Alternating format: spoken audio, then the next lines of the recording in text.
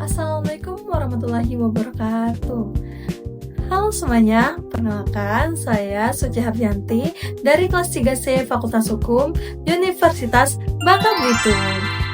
Nah, pada kesempatan kali ini saya akan menyampaikan analisis hukum mengenai bagaimana cara membeli dan menggunakan mobil EKS Duta Besar atau mobil diplomatik di jalan Indonesia.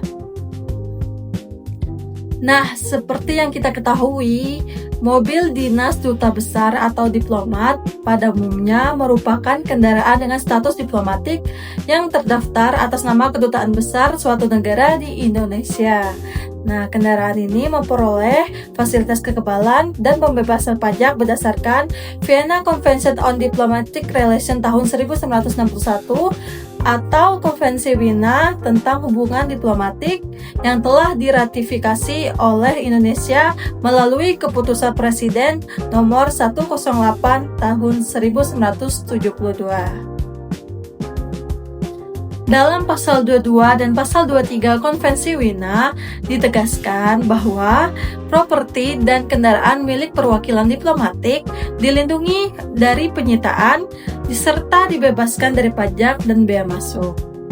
Oleh karena itu, selama kendaraan tersebut masih berstatus diplomatik dan terdaftar atas nama kedutaan, mobil tersebut tidak dapat dijual belikan secara bebas kepada warga Indonesia. Namun, setelah masa tugas seorang duta besar atau diplomatik berakhir, kendaraan dinasnya dapat dialihkan statusnya menjadi kendaraan non-diplomatik. Nah, proses ini harus melalui beberapa tahap hukum dan administratif.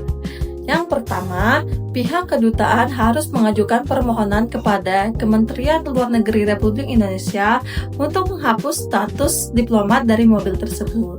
Setelah disetujui, kendaraan wajib menjalani proses clearance di Direktorat Jenderal Bea Cukai untuk menghitung serta melunasi seluruh pajak impor, bea masuk, dan pajak penjualan barang mewah PPNBM yang sebelumnya dibebaskan. Setelah semua kewajiban pajak dipenuhi, barulah kendaraan tersebut dapat dijual kepada pihak swasta atau warga sipil Indonesia. Nah, pembeli kemudian harus melakukan registrasi ulang di kepolisian atau Korlantas Polri untuk memperoleh buku kepemilikan kendaraan bermotor atau BPKB, surat tanda kendaraan atau STNK, serta plat hitam yang menandakan kendaraan biasa. Nah, pada tahap ini, mobil sudah resmi dan dapat digunakan di jalan umum Indonesia tanpa melanggar hukum.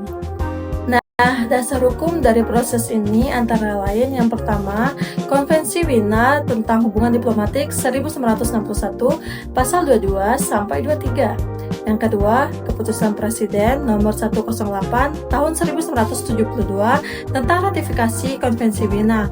Yang ketiga, Undang-Undang nomor 10 tahun 1995 JO, Undang-Undang nomor 17 tahun 2006 tentang kepabeanan.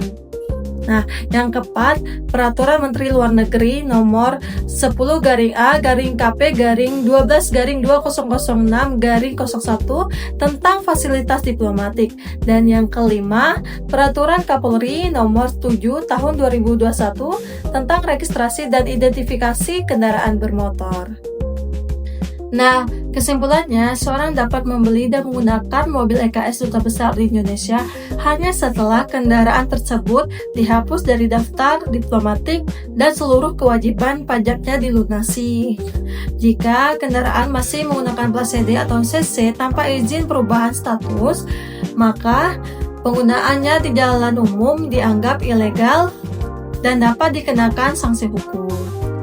Nah, dengan demikian, proses legalisasi mobil EKS diplomatik harus melalui jalur resmi Kemlu RI, Bea Cukai, dan Korlantas Polri agar sah digunakan di wilayah hukum Indonesia.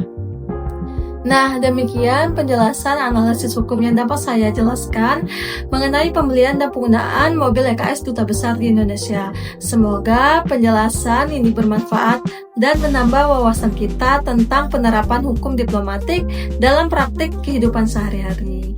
Terima kasih atas perhatiannya. Video ini saya akhiri. Wassalamualaikum warahmatullahi wabarakatuh.